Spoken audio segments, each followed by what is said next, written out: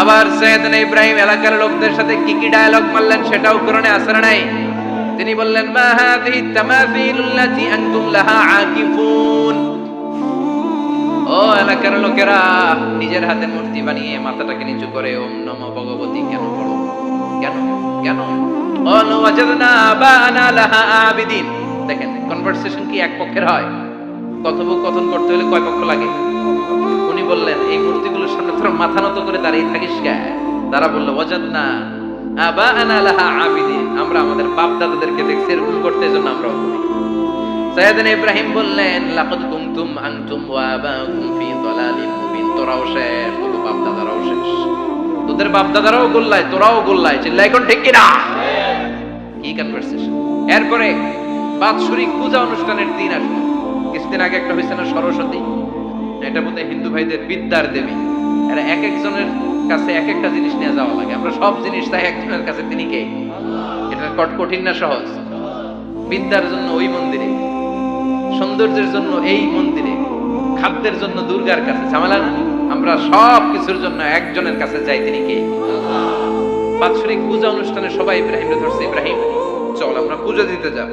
সাইয়েদনা ইব্রাহিম ফানাযারা নাযরাতান ফিন নুজুম, তাকালেন আকাশে, বললেন, ইন্নী সাকিম, আমি যেতে পারবো না, আমি অসুস্থ।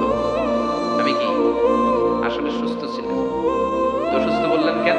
কারণ অসুস্থতা দুই ধরনের। চিল্লায় বলেন, একটা শারীরিক আর একটা। সাইয়েদনা ইব্রাহিম মানসিকভাবে প্রচন্ড বিপর্যস্ত ছিলেন, অসুস্থ ছিলেন। এর কারণ গোটা উম্মাত মূর্তির পূজা করে। এই দৃশ্য দেখে কোন নবী মানসিকভাবে সুস্থ থাকতে পারে? উনি বললেন, আমি অসুস্থ, তোমরা যাও। সবাই বলল, ঠিক আছে আমরা যাই। ইব্রাহিম, তুই আমাদের ঘরের মূর্তিগুলারে পাহারা দে। মূর্তি পাহারাদার এখন ভালো লোক পাওয়া গেছে। মূর্তি পাহারা দেওয়ার জন্য ভালো একজন পাহারাদার পাওয়া গেছে। নাম? কথা কর, কথা বুঝতে কষ্ট হচ্ছে মনে হয়। মূর্তি পাহারা দেওয়ার জন্য কারে পাওয়া গেছে? সাইয়েদনা ইব্রাহিম কয়, ঠিক আছে আজকে পাহারা দিমু, জন্মের পাহারা। যা তোরা দিতাছি, পাহারা দিতেছি, যা। এইবার সাইয়েদনা ইব্রাহিম মূর্তির ঘরে ঢুকলেন। দেখেন কি সুন্দর কথোপকথন আল্লাহ তুলে ধরলেন। আল্লাহু আকবার। মূর্তির ঘরে, দেবীর ঘরে ঢুকে উনি ঘুরে ঘুরে তাকায়, দেখে একটা এমনি হাত আর একটা ব্যাগ, 14-15টা হাত দিয়ে তাকায় আছে। উনি সবগুলোর সামনে এভাবে তাকায় আছে, দেখে এক একটা চেহারা। একটা হাতি গণেশ স্টাইলের, আরেকটা এরকম, আরেকটা নারীর, আরেকটা বাঘের, আরেকটা তলোয়ার নিয়ে আইতাছি কোপায় বলা আছে না নাই? সবগুলোর সামনে যায়, যে যে দেখে আর অবাক হয়, কত ধরনের খোদার কাছে এরা কত কিছু চায়। আর সে দেখে প্রত্যেকটার সামনে ডেজার্টস আইটেম, মিষ্টান্ন। এক একটার সামনে রসমালাই, এক একটার সামনে কালো জাম, লাল জাম, রসগোল্লা, চামচাম, দুধ মালাই, মালাই চপ আছে না নাই? যে পেপানি চলে আসছে নাকি? তো সাইয়েদনা ইব্রাহিম অবাক, কি রে, এত মূর্তি, এত ডিজাইন, এত ভাবে আর অঙ্গভঙ্গি করে আছে, এত খাবার দেয়া, খায় না কেন? সাইয়েদনা ইব্রাহিম ভাবলেন, মনে হয় নাগাল পাই না, আমি একটু তুইলা ধরি। উনি রসমালাইয়ের বাটিটা নিয়ে, যেটা হা করে আছে, ওইটার সামনে যায়, কয় খা। কি কয়? বানাই কইতেছি মনে হয়। ফারাগা ইলা আলিহাতিম, মূর্তিগুলোর কাছে গেলেন। ফাকালা আলা তাকুলুন, খাবি না? খাবি না ডারে আমি কিছু খা, কোরআন থেকে বলছি, ঠিক কি না? উনি ভাবলেন ওরা হয়তো খেতে পারে না, নাগাল পাচ্ছে না, কিংবা আমারে দেখে লজ্জা পাচ্ছে।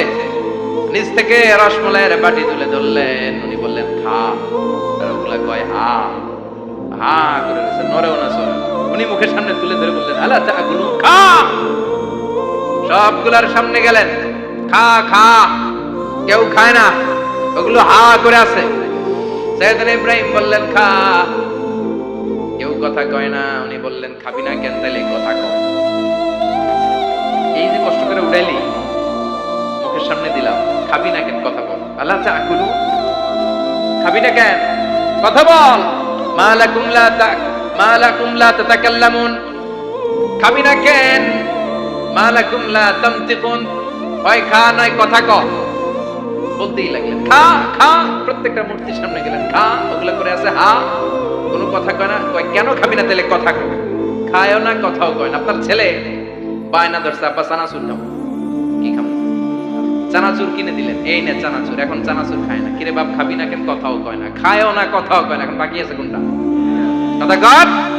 ফারাগা আলাইহিম দারবাম বিল ইয়ামিন, ডান হাতে কোপানো শুরু করলেন।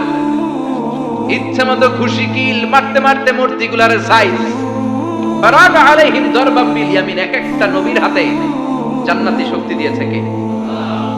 খা নাইলে কথা ক, খায় না, কথাও কয় না, বাকি আছে মাইর মারতে শুরু করলেন। মারতে মারতে সব শেষ, তারপরে খুঁজে পেলেন একটা কুড়াল। কি পাইলেন? কুড়াল দিয়ে মারতে আরো সুবিধা, খালি এটা এইভাবে মারে ওইভাবে মারে, মারতে মারতে যতগুলো মূর্তি ছিল সবগুলো মেরে বড় মূর্তিটার গায়ে মারতে যাবে ইসলামিক টেক্সট না, এটারে মারো। ফাজআলাহুম জুদাদান, সবগুলোর টুকরা টুকরা, ইল্লা কাবীর আল্লাহুম, 12টা ছাড়া ওইটারে রেখে দিলেন। আর বুদ্ধি করে কুড়ালটারে বড়টার কাঁধে ঝুলাইয়া দিলে, বড় মূর্তিটার কাঁধের মধ্যে ঝুলাইয়া দিলেন। ঘটনাটা সুন্দর হয়েছে না? এখন কেমন যেন মনে হয় এটা কুপাইয়া দাঁড়া রয়েছে বাবার বেটা। বড় পূজার শেষ, পূজার দিনক্ষণ শেষ। বিকেল বেলা পূজা মণ্ডপ থেকে সব এসে দেখে সর্বনাশ। পাহারাদার ইব্রাহিম কই, আনতা ফাআলতা হাযা বিআলিহাতিনা ইয়া ইব্রাহিম।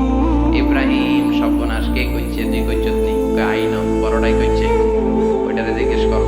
বাল ফাআলাহু কাবীরুহুম হাযা ফাসআলুহুম ইন কানু ইয়ানতিকুন। কোরআন থেকে বলছে, আমি করি নাই। ওই দেখ কুড়ালটা কার কান্দে, বড়টার কান্দে, ওইটারে জিগা। সবাইকে খাইছে। সবাই বলে, ইব্রাহিম তুমি কি জানো না এগুলো কথা বলে না?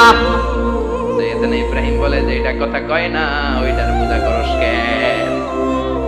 যেটা কথা বলে না, যেটা নিজেরাই নিজেদেরকে বানাতে মায়ের থেকে বাঁচাতে পারে না, নিজেরাই নিজেদেরকে রক্ষা করতে পারে না, তোরে কিভাবে রক্ষা করবে? এগুলোর পূজা কেন করিস? ফাবুহিতাল্লাযী কাফার। কারো কোনো জবাব নাই, লা জবাব। সবাইকে, ইব্রাহিম তুই বড্ড বেড়ে গিয়েছিস, তোরে নমরুদের কাছে নেওয়া হবে, রশি দিয়ে পেঁচিয়ে নমরুদের কাছে নেওয়া হবে। নমরুদের নাম শুনছেন? শোনেন নাই বোধহয়? শোনেন নাই? পৃথিবীতে 4 জন বাদশা ছিল, যারা গোটা বিশ্বের বাদশা। গোটা বিশ্বের 2 জন কাফের, 2 জন মুমিন। মুসলমানের একজন হচ্ছে যুলকারনাইন, আরেকজন হচ্ছে সাইয়েদনা সুলাইমান। কাফেরের একজন হচ্ছে বাখতানাসার, আরেকজন হচ্ছে নমরুদ। এই নমরুদের কাছে নিয়ে যাও, রশি দিয়ে বেঁধে। এবার নমরুদের সাথে কি ডায়ালগ মারছে এটা তো আর কোরআনে নাই। কথা বল, এটাও আছে। নমরুদ বলে, ইব্রাহিম শুনলাম তুমি নাকি আমাদের খোদাগুলারে মারছো, তুমি নাকি কোন আল্লাহর ইবাদত করো, তুমি নাকি কোন নতুন রবের তথ্য নিয়ে আমাদের বাবেল নগরীতে আগমন করেছো। আমি ছাড়া কোনো খোদা আছে বলে তো আমি শুনি নাই। এই বাবেল নগরীতে আমি ছাড়া কোনো খোদা আছে আজকে নতুন শুনলাম। কে তোমার খোদা? কি তার পাওয়া? এবার ডায়ালগ মারা শুরু করলেন সাইয়েদনা ইব্রাহিম। সাইয়েদনা ইব্রাহিম বললেন, রব্বি আল্লাযী ইউহয়ী ওয়া ইউমীত। আমার রব এমন রব যিনি জীবন দেয় আবার মরণও দেয়। প্রথমটারে দিলাম মরণ, পরেরটারে দিলাম জীবন। তোমার রব যে যেরকম করে জীবন দেয় আর মৃত্যু দেয়, আমিও জীবন দেই, আমিও মৃত্যু দেই। চিল্লায় পড়েন নাউযুবিল্লাহ। সাইয়েদনা ইব্রাহিম বিপদে পড়ে গেলেন। তাই তো, আসলেই তো প্রথম লোকটারে মৃত্যু দিল, দেয় নাই? কথা কম, ছুরি মেরে রক্ত বের করে ওরে মৃত্যু দেয় নাই? পরের লোকটারও একই ভাবে মৃত্যু দিতে যে সেখান থেকে বাঁচিয়ে জীবন দিল। ভেজাল আছে না নাই? এবার সাইয়েদনা ইব্রাহিম বলে, ফাইন্নাল্লাহা ইয়াতি বিশ-শামসি মিনাল মাশরিকি ফাআতি বিহা মিনাল মাগরিবি ফাবুহিতাল্লাযী কাফার। সাইয়েদনা ইব্রাহিম বললেন, বুঝলাম তুমি আমার আল্লাহর মতো জীবন দাও, বুঝলাম তুমি আমার আল্লাহর মতো মরণ দাও, কিন্তু নমরুদ খেয়াল করে শুনো, আমার আল্লাহ প্রতিদিন সকাল বেলায় পূব আকাশ থেকে জল জলে সূর্যটা উঠায়। তোমার যদি এরকম কোনো ক্ষমতা থাকে, তুমি আগামীকাল সকাল থেকে পূর্ব দিক থেকে সূর্য না উঠিয়ে পশ্চিম দিক থেকে সূর্যটা উঠাও। ফাবুহিতাল্লাযী কাফার। এবার ধরা গেছে, এবার জায়গার মধ্যে ধরা, একেবারে স্টপ, লা জবাব। নমরুদের মুখে কোনো জবাব নাই। এবার নমরুদের মেজাজ নরম নাকি গরম? কথা কর। গরম মেজাজ নিয়ে কয়, হাররিকু, এটারে আগুনে জ্বালা, এটারে আগুনে ফেল। নমরুদ বুঝে নাই যে আগুনের মালিক কে। বিশাল আগুনের কুণ্ডলি পাকিয়ে সাইয়েদনা ইব্রাহিমকে আগুনের মধ্যে ফেলে দেয়া হলো। হাতের মধ্যে রশি, পায়ের মধ্যে রশি, সারা দেহের মধ্যে রশি পেঁচিয়ে আগুনের কুণ্ডলিতে ফেলে দেয়া হলো। মুহূর্তের মধ্যে আগুনের প্রজ্বলন শক্তি ওই রশিগুলোকে জ্বালিয়ে পুড়িয়ে ছারখার করে দেয়, কিন্তু সাইয়েদনা ইব্রাহিমের দেহের একটা পশমও জ্বালায় না। যে রশি দিয়ে টাইট করে বাঁধছে, ওনার দেহের সাথে লাগানো টাচ করা রশি, ওই রশি জ্বলে যায়, কিন্তু সাইয়েদনা ইব্রাহিমের পশম জ্বলে না। চিল্লায় পড়েন আল্লাহু আকবার। আজও যদি তোমাদের মাঝে কেউ ইব্রাহিমের মতো ঈমান আনিতে পারো, অগ্নিকেও পুষ্প বলে পরিণত করিতে পারো। ঠিক কিনা? মুসার মতো ঈমান হলে রাস্তা হবে সাগর জলে, ইউসুফের মতো ঈমান হলে একে একে দরজা খোলে। সাইয়েদনা ইব্রাহিমের মতো ঈমান যদি আজ থাকে বিদ্যমান, অগ্নিকুণ্ডে দেখতে পাবে খুবসুরতে ফুলবাগান। ঠিক কিনা? ওই ঈমানটা দরকার। ওই ঈমান যদি ঈমানের মতো হয়, আগুনের কুণ্ডুলকে ফুলবাগান বানিয়ে দিবে কে? সাইয়েদনা ইব্রাহিম বসে রইলেন, নমরুদ কয় আরো আগুন জ্বালা, এলাকার বড় বড় গাছগুলো তক্তাগুলো কেটে আগুনের কুণ্ডলিতে ফেল। তক্তা লাকড়িগুলো আগুনের কুণ্ডলিতে ফেলা মাত্র দাউ দাউ করে লাকড়িগুলোকে তক্তাগুলোকে আগুন জ্বালিয়ে দেয়, কিন্তু সাইয়েদনা ইব্রাহিমকে জ্বালায় না। সুবহানাল্লাহ। আগুনের মালিক কে? ওই আল্লাহ আজও আসরা নাই। তিনি আগুনটা অর্ডার করলেন, সৃষ্টির শুরু থেকে তোকে একটা ধর্ম দিয়েছি, সব জ্বালিয়ে দেয়া, পুড়িয়ে দেয়া। আজকে কয়েকদিনের জন্য তোর ধর্মটাকে আমি স্টপ করে দিলাম। চিল্লায় পড়েন আল্লাহু আকবার। قلنا يا نار كوني بردا وسلاما على إبراهيم। আল্লাহ বললেন আগুন খবরদার, আমার ইব্রাহিমের গায়ের যেন পশম না পুড়ে যায়, কারণ ইব্রাহিমের সন্তান হবে ইসমাইল, আর ওই ইসমাইলের বংশে আমি পাঠাবো আখিরি জামানার পয়গম্বর। ইব্রাহিমের জন্য কিছু না হয়, কুনি বারদা, ঠান্ডা হয়ে যা। কি হয়ে যা? কিন্তু এত বেশি ঠান্ডা হবি না যাতে ইব্রাহিমের সর্দি না লেগে যায়। সুবহানাল্লাহ। আগুন বলে আপনি বললেন কুনি বারদা, ঠান্ডা হ। আবার কোন এত ঠান্ডা হবি না যাতে সর্দি না লাগে, কেমন ঠান্ডা হবো? আল্লাহ বললেন সালামান আলা ইব্রাহিম, সালাম হয়ে যা, শান্তির গুলবাগিচা হয়ে যা, এয়ার কন্ডিশন নাতিশীতোষ্ণ হয়ে যা। চিল্লায় পড়েন আল্লাহু আকবার। 40 দিন ছিলেন এই আগুনের কুণ্ডলিতে, কিচ্ছু হয়নি।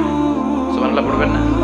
শেষ জীবনে উনি ওনার নাতিপুতিদের সাথে গল্পের সময় বলতেন যে আমার জীবনে সবচেয়ে আরামদায়ক সময় কাটিয়েছি আমি ইব্রাহিমের আগুনের, নমরুদের আগুনের কুণ্ডলির ভেতরে থেকে। চিল্লায় এখন সুবহানাল্লাহ।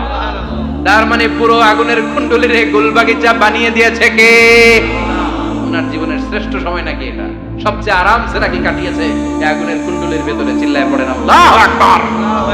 এবার আল্লাহ ডেকে বলেন নমরুদ অনেক হয়েছে, আর না, অনেক চান্স তোমারে দিছি আমি, অনেক ছাড় দিছি, মাগার ছেড়ে দিব না। আল্লাহ কি দেয়? ছাড় দেয়, ছেড়ে দেয় না। মনে থাকবে? চিল্লায় বলেন তো আল্লাহ কি দেয়? কি দেয় না? নমরুদরে এতক্ষণ ধরে কি দিছে, কিন্তু কি আল্লাহ ছেড়ে দিবে? কথা বলেন। আল্লাহ বলে তোরে মারতে আমার কামান লাগবে না, গোলা লাগবে না, ফেরেশতা লাগবে না, তলোয়ার লাগবে না, নমরুদ তোরে মারবো আমি ল্যাংড়া মশা দিয়া। ফাআরসালাল্লাহু তাআলা বাউদা, আল বাউদাতু জুনদুম মিন জুনুদিল্লাহ। এই মশাগুলো আল্লাহর সৈনিক। কথা কর। এই মাছিগুলো আল্লাহর সৈনিক, এই সাপ আর ব্যাঙগুলো আল্লাহর সৈনিক, এই বাতাস আল্লাহর সৈনিক, এই মাটি আল্লাহর সৈনিক। মাটি যদি কাঁপাকাঁপি শুরু করে বসে থাকা যাবে? কথা কর। ভূমিকম্প হইলে সব দৌড়াদৌড়ি আছে না নাই? আগুন লাগলে দুর্ঘটনা আছে না নাই? বাতাস যদি 70 থেকে 80 কিলোমিটার বেগে ছুটে আসে, দুর্ঘটনা আছে না নাই? ফারসালাল্লাহু বাউদা, আল্লাহ একটা ল্যাংড়া মশা পাঠালেন। এই ল্যাংড়া মশা নাকের ভিতর দিয়ে ঢুকে মস্তিষ্কের মাঝখানে দিয়ে কামড়াতে শুরু করে। মশার কামড় খাইছেন না আপনারা? শীতকালে যখন আমরা কম্বল মোড়া দিয়ে ঘুমাই, কানের সামনে যখন পন পন শুরু করে, কেমন লাগে? কি বিরক্তি লাগে না? আবার ছেড়ে টেরে আবার শুই, আবার পন পন। পন পনের আওয়াজই আমাকে সহ্য হয় না। ওই মশা নাকি দিয়ে ঢুকে দিকে কামড়া, ওই বেটার কেমন লাগে? কথা কর। নাকের ভিতর দিয়ে মশা ঢুকে ভিতরে কুটকুট কুটকুট করে কামড় মারে। এই কামড় খাইয়া নমরুদ এবার নাচানাচি শুরু করছে। I M A disco dancer. Or dance দেখে সবাই হাসে, একেবারে I M A disco dancer. Or dance দেখে সবাই অবাক। ঘটনা কি? খোদাই লাফাই। এতদিন ধরে সবাই নমরুদরে পূজা করতো আর বলতো নমরুদ সবচেয়ে বড় খোদা, নমরুদ সবচেয়ে। এখন খোদা কি করে? ড্যান্স দেয়। চিল্লা এখন কি দেয়? এবার নমরুদ বাঁচার জন্য মাথার মধ্যে আঘাত করে, কিন্তু মশা বের হয় না। চিল্লায় আওয়াজ করে উত্তরে বলেন মশা ঢুকছে কার অর্ডারে? এই মশা বেরোবেও কার অর্ডারে? মাথার মধ্যে আঘাত করে খুশি মারে, কিল মারে, কিন্তু মশা বের হয় না। এবার আশেপাশের যারা আছে খাদেম কুদ্দাম কয় তোরাও ঘুষি মার। খাদেম খুদ্দাম মনে মনে কে আজীবন অনেক মারছস, আজকে আমরা মারুম। সুযোগ পায়া কিলের উপর কিলার খুশি, আজীবন অনেক কাজ করাইছস আমাদেরকে দিয়ে, অনেক জুলুম করেছিস, আজকে সুযোগ পেয়েছে মতো মাইরা লই। খাদেম খুদ্দাম ওরাও কিল খুশি, খুশাইতে খুশাইতে চেহারার মানচিত্র পাল্টাই দিছে, মাকার মশা বের হয়। এই মশা ঢুকছে কারা দেশে? কথা কর। এই মশাটা যদি বেরোতে হয় অর্ডার লাগবে একজনের, চিৎকার করে বলেন তিনি কে? নিজেও মারে বেরোয় না, খাদেম খুদ্দামরা মাথার মধ্যে কিল খুশি মারে বেরোয় না। নমরুদ কয় এবার আমারে জুতা মার। কি মার? আমরা পরি প্লাস্টিকের জুতা, বাটার জুতা, অ্যাপেক্সের জুতা, আগে পড়তো গরমের জুতা। গরমের জুতা বানাই কি দিয়া? কথা কর। এবার কাঠের জুতা দিয়ে খাদেম খুদ্দামরা মাথার মধ্যে বাড়ি পিটাইতে পিটাইতে মাথাটাকে ফাটিয়ে রক্তাক্ত করে জমিনের মধ্যে নমরুদরে শুইয়ে দিয়েছে। আর আল্লাহ সৈনিক সেই বাহুদা মশা নাকের ভেতর থেকে শূন্যে উড়াল মেরেছে। চিল্লায় পড়েন আল্লাহু আকবার। তার মানে এত শক্তিশালী হয়েও, গোটা বিশ্বের রাজা হয়েও নমরুদের ক্ষমতা নমরুদরে বাঁচাতে পারে নাই। চিল্লায় বলেন ঠিক কিনা? এজন্য ক্ষমতা কাউরে বাঁচাতে পারে না, দাপট কাউরে বাঁচাতে পারে না, অহংকার কাউরে বাঁচাতে পারে না, সৈন্যবাহিনী কাউরে বাঁচাতে পারে না। বাঁচাতে পারে একজন, চিৎকার করে বলতে হবে তিনি কে? পৃথিবীতে কেউ তো স্থায়ী হয় না, হোক না সে ফেরাউন কিবা নমরুদ। কেউ ভাবে চিরদিন রয় না, কেউ ভাবে চিরকাল রয় না। পৃথিবীতে কেউ স্থায়ী হয় না, হোক না সে ফেরাউন কিবা নমরুদ। কেউ ভাবে চিরদিন রয় না। চিল্লায় এখন ঠিক কিনা? সাইয়েদনা ইব্রাহিমের সবগুলো কথা কোথায় কি ডায়ালগ মারলেন, আল্লাহর কাছে এত ভালো লেগেছে, আল্লাহর কোরআনের ভেতরে তুলে দিয়েছে কে? আবার তিনি যতগুলো দোয়া জীবনে করেছেন সব কবুল করেছে কে? তিনি দোয়া করলেন রাব্বি জাআলনি মুকিমাস সালাতি ওয়া মিন যুররিয়াতি রাব্বানা ওয়া তাকাব্বাল দুআ। হে নামাজি আমার ঘরে নামাজ পড়ো আজ, দিলে মে তোমার চরণ তলে হৃদয় যায় নামাজ। হে নামাজি আমার ঘরে নামাজ পড়ো আজ, দিলে মে তোমার চরণ তলে হৃদয় যায় নামাজ। আল্লাহু আকবার পড়েন। তিনি দোয়া করলেন আল্লাহ রাব্বি জাআলনি মুকিমাস সালাহ, আল্লাহ আপনি আমার নামাজ কায়েমকারী বানান। কি কায়েমকারী? তার মানে নামাজ পড়লে সবাই মিলে পড়তে হবে, ঠিক কি না? নামাজ কায়েমকারী বানান, আমার সন্তান ইসমাইলের নামাজ কায়েমকারী বানান। আমার দোয়াটা কবুল করেন। কবুল করে নিল কে? আবার বললেন আল্লাহ মক্কার নিরাপদ বানান। কবুল করলো কে?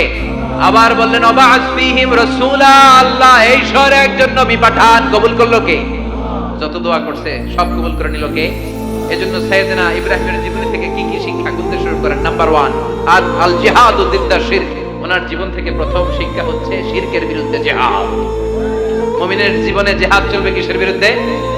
উনি মূর্তির সাথে আপোষ করে নাই, গাছের সাথে আপোষ করে নাই, মাছের সাথে আপোষ করে নাই, ধ্রুব তারা চাঁদ সূর্যের সাথে আপোষ করে নাই। উনি এক আল্লাহকে খুঁজে পেয়েছে। চিল্লায় বলেন ঠিক কিনা?